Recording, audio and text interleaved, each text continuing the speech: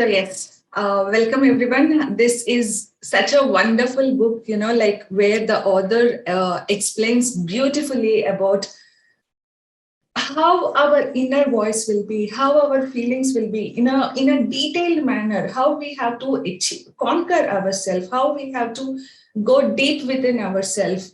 He just explained in a simple way that we at some point every line we realize that okay, we are like this, we are thinking like this, our thought patterns are like this. Is there how we have not dealt with our past, and also we gain freedom by knowing about ourselves. So the author explains very well about how we have to know ourselves first before we see the outer world. And I also have kept, the author have also chosen, Michael Singer have chosen here the horse symbol. And can anyone also can imagine like why he have chosen this horse symbol? Because, this is the symbol where it means like freedom, and it means like determination, travel, beauty, whatnot. Have you ever seen an animal who scares you at the first incident? Horse is not such kind. We go to the horse and we don't feel scared. Even the horse is the same. It just welcomes us because it is open. So this is, you will understand even more why I was saying this here. So let us know a bit about the author. Yes. So Michael Singer, he's the best-selling author. He founded the Meditation Center. He's the and also he's a former software programmer. And in 1975, he founded a Temple of Universe, which is a yoga and meditation center. And then onwards, he started a medical manager company where he helped most of the medical practitioners to digitize, their medical records. And this is a company, again, which is acquired by another, but Singer also continued to serve as a vice president, and he did most of his research in his company. And then he published the two books. I hope many of you guys know. The first book is The Untethered Soul. He published in 2007. And the second one is The Surrender Experiment, where he published in 2015. So both of these books were the New York's best-selling time. So I suggest every one of you to go through these books because, we'll see a summary, a synopsis from The Untethered Soul now. So now we'll be coming to know about the inner voice and our inner roommate. Have anyone ever thought like what kind of thoughts will be coming into our mind? How the thoughts are, how our inner voice keep on speaking with us. Like, for example, we walk on the street, we saw a beautiful flower, and we'll be thinking to us like, oh my God, how beautiful it is. And someone on the street who cries, like a baby is crying, and we'll be continuously thinking, oh my God, I'm getting disturbed, the baby is crying, what to do now, how, and also we have an event, we need to get dress up, and then we'll also again think on, okay, what kind of participants will be there, how I have to dress up, okay, what should the presentation will be, something or the other. Our mind keeps on speaking without our intervention. So have anyone ever thought that who is the voice of the mind? Yeah, that's what the author says, like you are not the one who hears it. And also, we keeps on contemplating every situation. We walk on the street and we'll be thinking, a house is having a green color. And then we'll be thinking, oh my God, why the house is having the green color? This is not looking good. Maybe this house should be in another color in order to look good. We constantly keep on figuring out and contemplating something over the other. Even while we are walking on the street, even while we are doing some work, even while we are at the company, have anyone ever thought of we were figuring out something for nothing? And this is what our mind is, our mind continuously. So that's why even Patri sir says like in a day we'll be having thousands of thoughts. But among these thousands of thoughts, how many thoughts are really more valuable? Have you ever shown gratitude in those thoughts? That is the valueness that we bring in our thought patterns. And also, sometimes, where we got a situation here, objective awareness of the inner problem is always better than losing to situation. Now we'll be having like a problem that, okay, I didn't got the much appreciation which I wanted to have. And then we just think like, oh my God, no one appreciated me. No one liked me. Why? We keep on asking like, why? But have you ever worked, okay, if my presentation is not good, then there is something to correct on myself. Okay, what is the correction? Or if I didn't get the thing what I desired for, is there anything that needs to happen? So this is why, we also need to be aware of our environment. We have to choose consciously our positive environment, because even the people outside of you, like, resembles like what you are as a person. If someone comes and shows sympathy on you when a problem comes, then you just become lazy and you don't think, because you're losing in that situation. Whereas if someone uplifts you, or you yourself uplifts yourself, now that's where the solution comes. And again, here, once we understand the voice within ourselves, we will be knowing the great mysteries of creation, because we will understand we are not the thoughts. We are not the thoughts of everyday works. It's something else. It's something more valuable. And once we understand ourselves, we'll understand the great mysteries of creation, and we get more connected to the God. And that God is nothing but your own spirit. And your inner self is always silent. Have you ever, anyone observed that? If you're not the thoughts, you're just silent, because you're not you, what you see is outside. You're contemplating yourself of your surrounding objects, but that is not you. And then we go now to understand who are you. So have anyone thought like, who are you means, when someone asks this question, what just comes in your mind?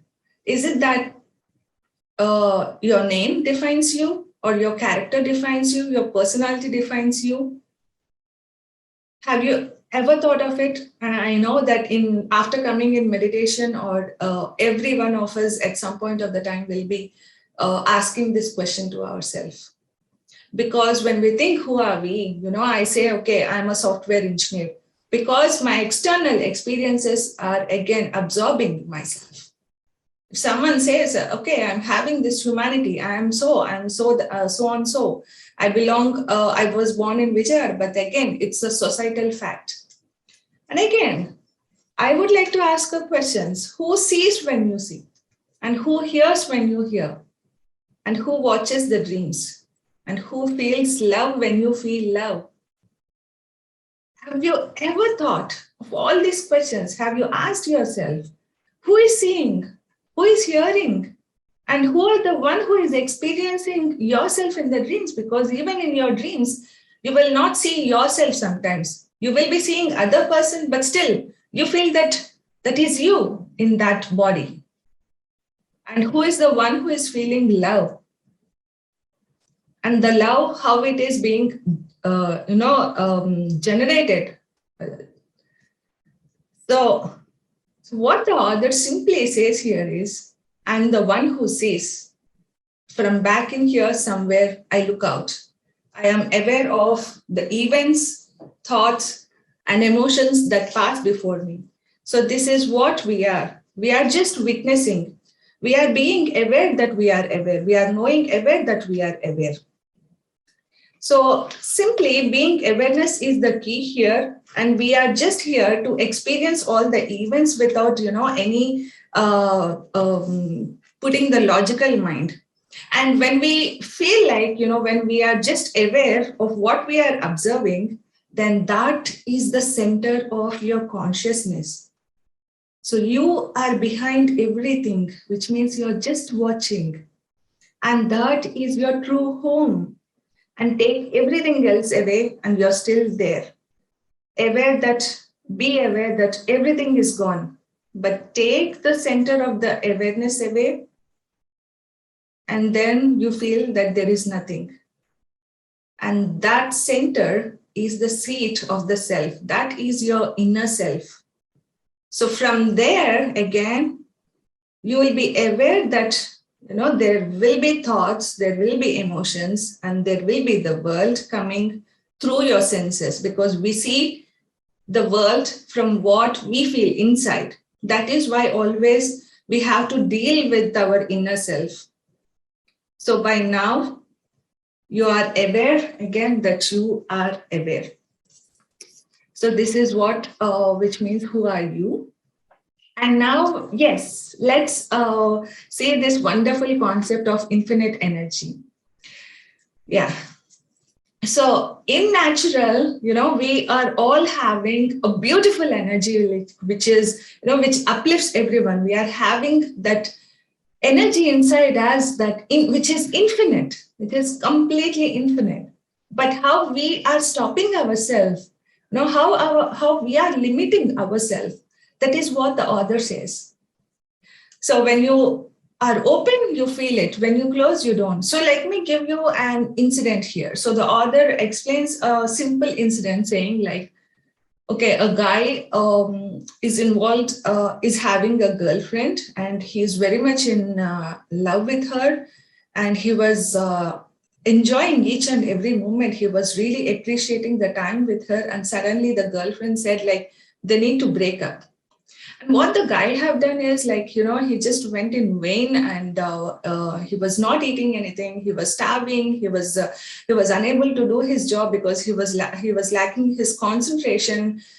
He was not able to focus. He was not able to do any sort of work. His home is not clean enough. He is messing up all the things. And then suddenly, he got a call from his girlfriend. And from days, he was not eating anything. And when he got a call, because he was desperately waiting to hear why this girlfriend have left him. And when suddenly he got a call, he just, he had this flowers in his stomach. He's having this excitement. And suddenly he becomes active. He keeps running. And this girlfriend said, hey, can you please come and meet me?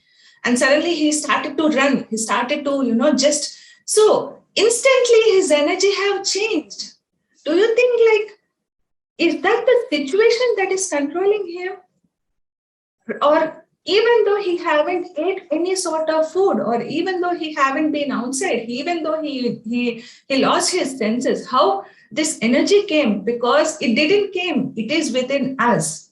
We are the ones who is closing, because we don't want. But how many of us are also committed to keep our heart open, irrespective of the situation? Every one of us will be having the ups and downs, but when a downfall comes, but how many of us keep our heart open in the sense, how many of us will be having infinite energy? This is what the author simply explains. You are that infinite being. You are limitless. We have the energy always within us. And again, the energy doesn't get old, no matter what your age. It doesn't need. Your energy doesn't get old, not tired. And also it doesn't need food. So think of this like an example, or even if you are desperately looking for a job and you got so many of the rejections, and then you feel so agitated, you are in pain, but suddenly you got a call from the HR saying you are selected. And how you will be feeling this energy? That is what you are. That infinity is what we have. And the more you stay open, the more energy flow can build. And we also need to make, the author mentioned a very good point here, that we also need to commit to ourselves to stay open, to not close our energy fields. And we stay open, the more energy flow can build. And also our environment keeps changing. In the beginning, Meena welcomed me with a beautiful smile. So I was just so happy for that. and the energy flow keep on extending. So I can also keep this, my active state, and this will be reflecting when I'm speaking. So this is what we are. And we also need to uplift the environment of whom we are with. So you become the source of light for all those around you. It's not just the people. Also, you have a plant or something inside your home, and you become the source of light even for the tiniest beings, even the animals around you. You become the source of light. You are just the light that spreads. So this is what we are, friends, and this is what every one of us has to recognize. So now we'll see about the secrets of the spiritual heart. So as I said that we are all infinite and we have to keep open to ourselves. At the same time, a heart is an important chakra that every one of us needs to know how the energy is flowing through this chakra. If we keep ourselves open in the sense, it's simply not closing something. As I said in the previous example, is the same thing. Like you suddenly notice, for example, you hate one person, and suddenly after some years, someone is having a name that you hated with. We will immediately trigger to that name. Immediately a jolt of energy will be flowing inside us, and we'll be having some hatred towards the other person, even if we don't know him or her. So that's what happens. So we need to always keep open, and we need to deal with ourselves. And a healthy heart allows the energy to flow. And your heart helps you to research your highest state by being open. Because if you're open, then you have no limitations. You keep on exploring so many things, and you keep on welcoming so many people into your life, and you keep on welcoming every aspect of what you're doing in a day. And this is what happens when you keep your heart open. And what is it about the structure of the heart center that permits it to close? Have any one of you ever thought? Is it the painful experiences, or what is it you're making your heart center to close? Because it is because of the unfinished energy patterns of the past. So what are those energy patterns? Be it like some unfinished work, even of the simplest things. You wanted to clean your home and you're not cleaning up since weeks. That is an unfinished work. Or you wanted to finish something, like you wanted to finish some work, or you wanted to watch some sports, and because you're so much interested in it, and you keep on avoiding those. So those are unfinished energy patterns, in the sense, be it the pain, be it avoidance, anything. So this is what it makes the heart center to close, and this is what we always needs to be open, and we always need to analyze ourselves.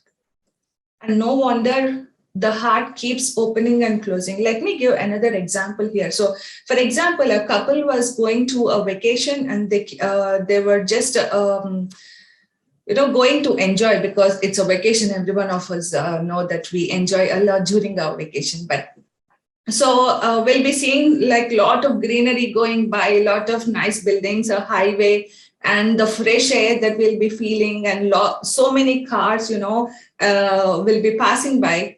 And suddenly, somewhere, the past emotions have triggered us by. And then what will happen is we simply not just observe the trees, or we simply will not have excitement or the energy, we don't participate like what our partner is saying. And that is what it is. At some point, everyone will be keep on opening and closing, keep on opening. So it's the energy flow, the energy will be flowing through your heart and mind. And we always need to make sure that our heart, we have to follow our heart, not the mind. It is always better to rather let go rather than to close. Let go of all the situations. Letting go means working on it, not avoiding. And then you feel that you are the experiencer of the heart. You are the one who experiences. And next, so letting go of things to become liberated. So Again, this is one of the beautiful topic that we all need to know, because there are so many of the things, we don't let go. In the sense, even right from the beginning of our childhood age, when the teacher uh, kicks us, like he or she beats us or he yells us, then what happens is we keep on putting the things inside because we don't know with whom we have to share. Okay, we go home and we share it to our parents. Then they say, oh, you did something wrong. But no one really says like what it caused the problem. And have we ever let go of the situation? This is what we keep on asking. And then we'll be knowing that, everything will be okay as soon as you're okay with everything. And decide not to fight with life. This is one of the important factor, my dear friends. We should not fight with the situations. Rather, we have to experience, and we have to find the ways, intellectually, what is the one which is working for us. And do not fight with your emotions. Just deal with them. That is what life is all about. We have to experience, we have to witness, we have to be completely aware of the situation. It's easy to say rather than being done. But still, we need to commit ourselves, to keep ourselves open and to deal all these kind of situations. And here, this is the beautiful thing. So life is surrounding you with people and situations that stimulate growth. So how many of you ever thought, sometimes a person will just come and go in our life in a fraction of, like, he or she will be there only for a fraction of seconds. Like, we instantly meet in the train, we uplift each other, we share emotions, and then they suddenly, when their stop comes, they just go. So are you ever aware of being active in all those conversations? Have you ever aware that what sort of people you're surrounding with? So this is the most important, and these kind of people who uplifts you, and these are the situations, if you deal also with the situations, you'll be growing. And that is what spirituality is all about. And sometimes when we are lost, when we have pain inside us, somewhere or the other, for example, my boss treated me badly at work, and I don't know how to react with him or her in the company. So then what I'll do, I'll just come home and I'll start showing the anger on someone else. And when I started to explain on the things like when I'm angry, then there will be absolutely no non-clarity. We'll be not having clarity of what we are speaking or what we are trying to say. So this is why always, sometimes it's also better to practice the stoicism, which means like to remain grounded, to remain in the middle path of not showing your highs and not showing your lows. And this is where, we start again contemplating ourselves, and we start speaking with a normal tone, and then there will be a lot of clarity also in the things. So here the thing is, when we let go of the things, the energy purifies us. That's where we call also the meditation. In the meditation, what happens is we are completely gaining the energy. We are, and that is purifying our inner self. Somewhere we are dealing with our inner self. And that is the one which gives us strength. And when we are strength, we feel confident. And when you feel confident, everyone resembles to you. What you speak, how you behave, people start to treat you as their motivation, as their stature. And even your environment, if you're having pets, it just purifies it. It just contemplates everything. And life is actually trying to help you. Yes, my dear friends, yes. So I just also wanted to say one example. Recently I have heard an interview in the TV channel that because of the corona, his something strange has happened. I was listening to, I don't know if anyone of you know, like Malasri. I was listening to her interview, and she said, like, her husband was sick with COVID, and he started, his lungs started to not function. He was unable to breathe. And then he was actually very scared of going to hospital even if he's having a normal fever. And then the doctors came home and then they said, okay, this person has to be admitted in the hospital. And he was not at all ready. And the day he was in ICU, he started strange things because the persons opposite of him and beside of him have passed away. And then he immediately called this actor saying that I don't want to be in the hospital, please take me out. And this lady, she said, she motivated him. She said a lot because he's the one who needs to fight with his COVID, so-called, and he needs to start again living. So next day, she actually went to the hospital, and then this person is no more because he's in panic. And when we are having fear, that's what happens. That's why we have to deal. We should not be having fear.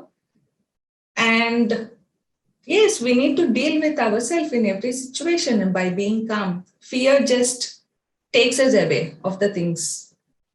So absolutely no fear. And if we ditch the fear, then we'll understand the miracles of the life. So again, this is what it says, removing your inner thorn, because we'll be having all these kind of fears, guilt, underneath, hidden by layers of thoughts and emotions. How much we are storing right from the childhood?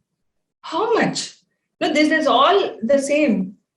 And again, sometimes you feel you don't want to speak with the people, but the thing is, you want to talk to people because you find them interesting, not because you're lonely. And here, the thing is, when we deal with all of our fears, then we start observing what our heart is saying. And also we need to understand that we are humans like the normal ones who are having expectations, and expectations hurt all the time. So are we judgmental free? Are we expecting something? Or are we dropping our expectations, and how we are removing our inner thorns? Working on ourselves is the most quintessential thing that, you give yourself as a gift. You have to gift yourself by removing these inner thorns. And also again, here the pain is equal to the price of freedom. Have you ever thought, even if you have seen the mothers when she's about to deliver, she's having a lot of pain, but after when she sees the baby, it's just priceless. Her smile is just priceless. It's not just that. There are so many things. And the real growth takes place when you decide to deal with the pain. Even like, as I said in the previous examples, your girlfriend or someone else who left, or someone keeps on judging us, or someone we always as a humans think, oh, everyone needs to like us, everyone needs to hear us. No, it's just not the case that no one needs to hear us. So there are people like sometimes who really likes you, who does not like you, all those, and we are the ones who need to accept that. And all this avoidance of the behavior pattern becomes a doorway to pain. And also, what happens is the important thing when we start on, when we keep on thinking about the pain that we are having, somewhere we get so comfortable with that pain that we don't like to come out of that pain. And we resemble that in every situation. That's what will happen when you become so attached. And that is where you have to set your boundaries, and we have to go beyond. And again, here we have to, and again, everyday interactions impact a lot on us. Everything, every thought, every interaction that you have with someone else impact. That is why, again and again, I keep on saying it's so important to have a positive environment with you. You have to be with the people who uplifts you, who always emphasizes you, and you should also be the same. That's what happened. So relax and release. We have to relax ourselves, and we have to feel that, yes, the pain is existing, but what now? And then the other side of the pain is ecstasy, and on the other side is the freedom. And to feel this great love and freedom, to find the God within you, all of this pain must go. And learn to enjoy that burning. And in truth, pain is the price of freedom. And then you are no longer afraid. And to feel great love, It is in this inner work that spirituality becomes a reality. Once again, I repeat, friends, it is in this inner work that spirituality becomes a reality. And there is an ocean full of love behind this fear and pain. So why we need to have this fear which blocks us? So let go of all this kind of fear and pain, and then you will see that no, it's priceless. The joy or the freedom that you've experienced is just priceless. And so there are 2 more slides, my dear friends. So we'll wrap it up quickly. So going beyond. So this is again one more nice example. Have you ever gone outside when you're so dependent on what you built inside? So let me give a nice example here, what the author have said. For example, you're earning a lot in the city, and suddenly you have started a good company, and your company is investing in billions of amount, and then you think like, okay, you're so tired and now you wanted to relax, and you will be looking for some places like a farming house and something where you wanted to have a lot of light. So you start going to places. And suddenly you feel like, okay, this is the place. You stand on an empty land where sun is exactly directly coming on this beautiful place. And you feel this is where I need to build a house. Yes.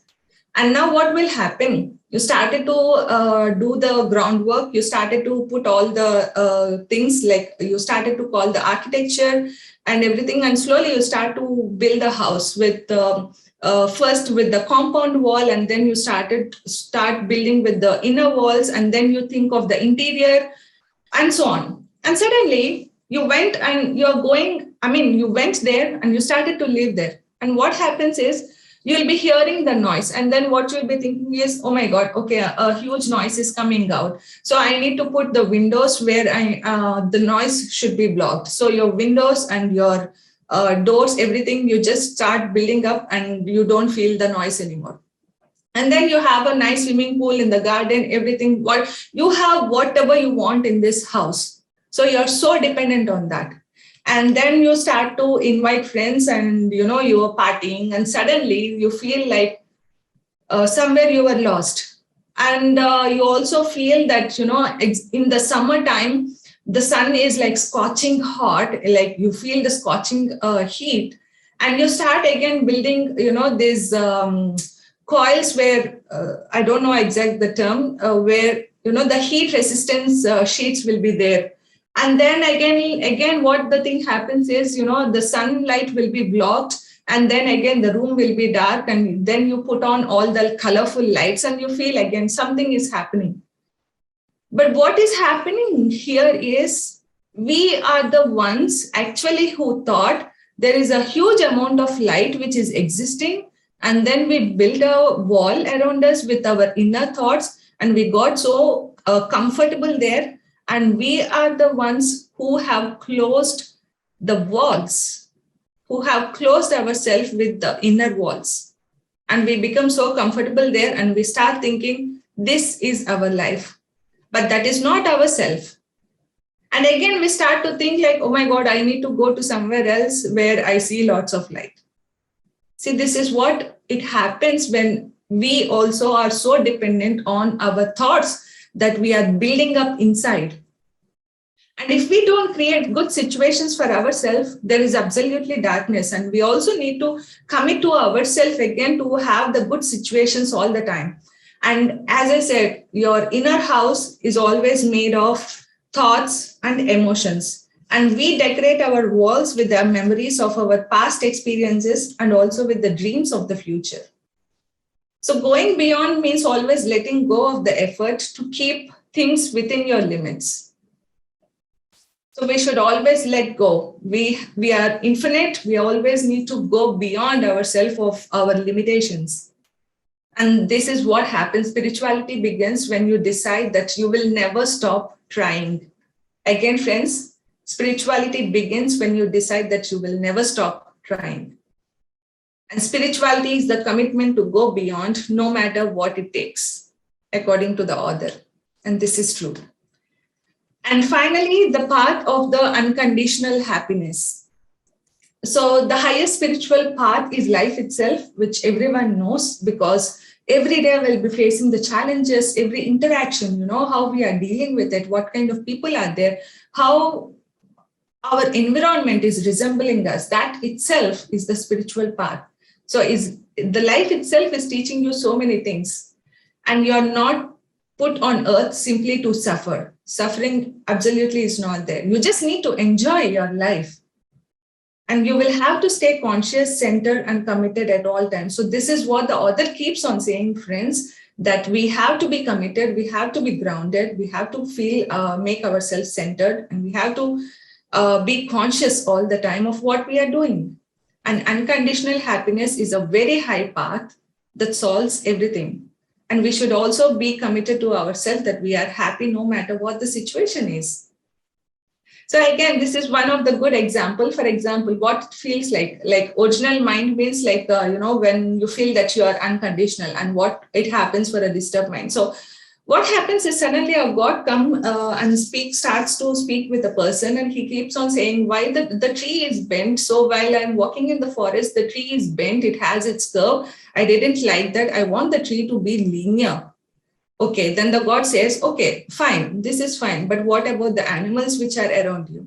No, I didn't like the sounds of the animal. Why it is the dog is so barking when it sees me? Why is happening like this? And then again, and the ants start to keep biting me when I go. And then, okay, and God says, okay, he just thank him and go and speak with the another person who is welcoming the life. And he starts to say, okay, how are you? How are you feeling with the nature? And this guy starts to say, there is so much of beauty in the universe that the tree is bent, it has its curves, and the greenery is contemplating, is resembling everywhere. It's so much of joy to see the greenery part and everything. And again, the God says, okay, what about the animals? And then he says, the ant is so dare to bite me that I really appreciate the ant for his the gutsy feeling. That's what he says. And that's what, our thoughts, everything, our thought patterns resembles us. So how we are becoming even in the unpleasant situations, how we are dealing, that shows our attitude, and that's what we need to be. And the greatest gift one can give to God, which is nothing but you, is to be pleased with his creation. So wherever you go, you just need to simply be gratitude, and you just need to enjoy the life.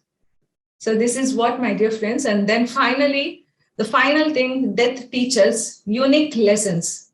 Have anyone ever thought that we have only a day to live, or a week, or a month? And what you will do in that time? So we will be knowing that. So death changes everything in a flash. And every one of us will be thinking, okay, death is taking us away. But is the death taking really away, or is it really helping us? And this is what every one of us needs to understand, that death is a teacher. It's not that we need to be scared or we need to be afraid of. And most people try to avoid thoughts of our death. At some point, we will go for sure. And we are not here for permanently on this earth planet. So, but still, on every situation, we try to avoid the thoughts of our own death. And also, why I'm saying, for example, you think like you are only having a month. So what you'll be doing, you stop putting all the unwanted things away, and immediately you start experiencing each and every moment. Each and every minute, you will be living in that moment, no matter what your situation is. And you keep on focusing only on the productive things, what is happening, and you leave all the unwanted things beside. No, if we don't think about that, we just deal also with the unwanted things. Then that's what the author is saying, that death itself is the greatest teacher, that we always need to predict that something is happening. Maybe, this is our last breath and you might not be seeing me anymore. So what I'm trying to do, what I'm taking this experience after I go away. So death itself is giving meaning to our life if we observe. And you don't really need more time before death. What you need is more depth of experience during the time you are alive. It is the depth of the experience that you will take away when you're not more on this earth planet, my dear friends. So start thinking and just observe what you're witnessing and what you're having, the fears, and if imagine that the death is coming to you, what you will feel. You'll just be productive. And that's what we have to be comfortable in every situation. That's what the author tries to explain. So this is all, my dear friends. I just wanted to give you a short synopsis. Of course, you have to read this book in order to understand more and more. There is a huge knowledge in this book. And yes, thank you for all the time, my dear friends. I know though it was a bit late, but sorry for that. And yeah, even the synopsis takes a lot of time. Yes, this is all, my dear friends. Yes. Thank you. Thank you, Neelima. It's wonderful, very precise. And I would like to read the book as well. I have the book, but I haven't touched it. Now I'm going to go and read. And everything what you have spoken on this presentation is very apt. And I read a lot about this author from the Surrender Experiment. And he has mentioned everything what you have mentioned, but a bit in more advanced. And this looks like, how should I put, this looks like a big Bible of words what he has given about his life and experiences. And you have put it in a very beautiful presentation. And thank you very much. And thank you so much. About the death, what you have spoke about that, and also from all your sessions. And it gives a light sense when we speak about or come out and speak about death, right? Or else if suddenly if someone speaks about death, I used to feel a lot heavy when I listen or speak about death. Now I'm feeling very light after all these sessions and reading about death. And thank you very much. Thank you. I also would like to give one of the small example, about the death. I'm having a small pet, which is a Shih Tzu breed. The breed is Shih Tzu. And she's so much active, and she doesn't need anyone to play with herself. Even the smallest things, like if a plate is there on the ground, she just go and play with the plate. And whenever we eat fruit, she literally yells at us and tells us to feed the fruit that what we are eating. So it's a bundle of joy. And even if we go on street with the pet, everyone will take a selfie with us with the pet. So this pet has passed away like 6 months before. And the thing is, whenever myself and my mom speak about this, whenever we think, we always have this cute little smile on our face, because that's how we have to live. Even if we are not existing on this planet, everyone should remember our smile. And it has to rejuvenate the energy. You should not feel bad. And that's how we also need to make a commitment. Again, I thought that the pet taught me a great lesson that, I made a commitment on that day that, when I'm not more in this world, everyone should only need to think of my energy and my smile. Right. They have to feel happy. That's it. They should not feel sad. And this is what I made a commitment to myself. And this is what I learned. So it's such a beautiful experience that, we keep on learning from all these incidents. Yes. Yeah. Even I made that when I go out for a walk, I usually don't smile at everyone when I go out for a jog or a walk. But now I made it a point that I say good morning or I smile even to strangers whom I don't know, and they smile back. That it's very surprisingly. Yeah, it's nice. Thank you. Thank you very much for all the real life examples as well. Thank you, Neelima. Yes. So if we are having any questions, maybe we can. Yes, Thank you. Thank you, Neelima. So wonderful session. It's really enlightening. It gives some kind of joy when you understand, when you are explaining the words, the enlightening words.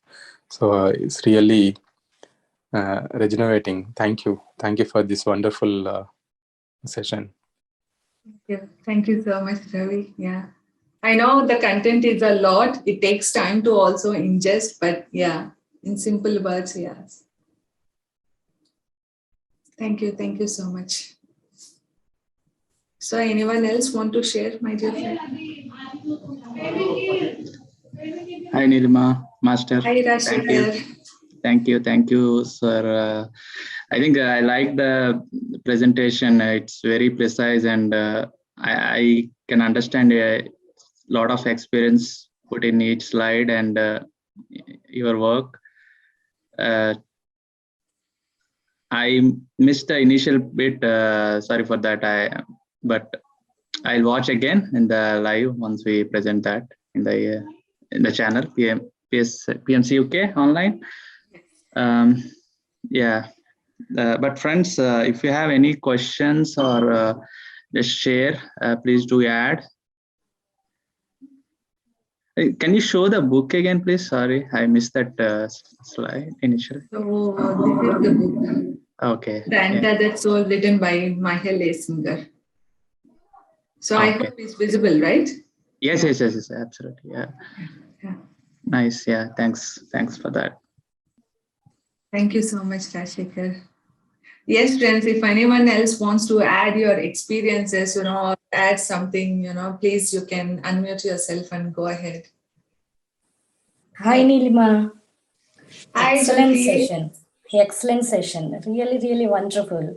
I read that Surrender Experiment book, and I didn't read this book, so I'll read it because of your sharing. It's really wonderful. So I want to read that book. Definitely, I will read that book.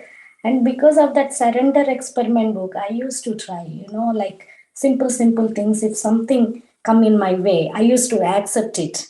Because in that book he says about surrendering to small things, and it will give away to something bigger.